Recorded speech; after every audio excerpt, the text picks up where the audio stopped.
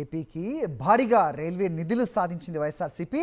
2019 నుంచి 24 వరకు వైఎస్ఆర్సీపీ ప్రభుత్వం ప్రతిపాదించిన 16,000 కోట్ల ప్రతిపాదనలకు ఆమోదం తెలిపిన కేంద్రం ఈ రోజే పనులు ప్రారంభించింది. తిరుపతి పరిధిలో వివిధ 16,000 కోట్ల రూపాయలతో వివిధ రైల్వే పనులు స్టార్ట్ అయ్యాయని తెలిపారు ఎంపీ గురుమూర్తి. ప్రయాణికుల రద్దీ నేపథ్యంలో తిరుపతి షిరిడి మధ్య అదనపు రైలును కూడా ఈ రోజు ప్రారంభించినట్టు చెప్పారు. తమ విజ్ఞప్తిని అంగీకరించిన ప్రధాని మోదీ కేంద్ర మంత్రులు అశ్విని వైష్ణవ్, సోమన్నకు కృతజ్ఞతలు తెలిపారు. ఈ సందర్భంగా వైఎస్ఆర్సీపీ ఎంపీ మేడ రఘునాథ్ రెడ్డితో కలిసి కేంద్ర రైల్వే శాఖ సహాయ మంత్రి సోమన్నను కలిశారు గురుమూర్తి.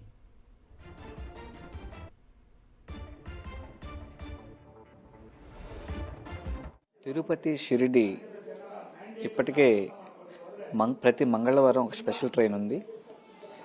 దానికి తాకిడి మరీ ఎక్కువైపోవడం, ప్రయాణికుల రద్దీ మహారాష్ట్ర ఆంధ్రప్రదేశ్ మధ్య చాలా ఎక్కువగా ఉండడం వల్ల అదనపు ట్రైన్, ఇంకొక ట్రైన్ కావాలని గౌరవనీయులు అశ్విని వైష్ణవ్ గారు రైల్వే మంత్రి గారిని కోరడం జరిగింది. అలాగే సోమన్న గారు ఎంఓఎస్ మినిస్టర్ గారిని కోరడం జరిగింది.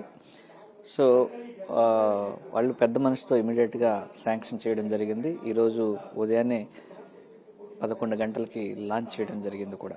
తిరుపతి నుంచి ప్రయాణం చేసే వాళ్ళందరి సౌకర్యార్థం బాలాజీ డివిజన్ కూడా ఇవ్వాలని కోరడం జరిగింది. దాన్ని కూడా పరిశీలిస్తామని చెప్పారు. 16,000 కోట్ల రూపాయల రైల్వే పనులు తిరుపతి ఇన్వెండర్ రౌండ్ జరుగుతున్నాయి. 2019 నుంచి 2024 మధ్య పెట్టిన ప్రతిపాదనలన్నీ అయ్యి ఈరోజు అప్రూవల్ అయ్యి శాంక్షన్ అయ్యి ఈరోజు పనులు మొదలయ్యాయి.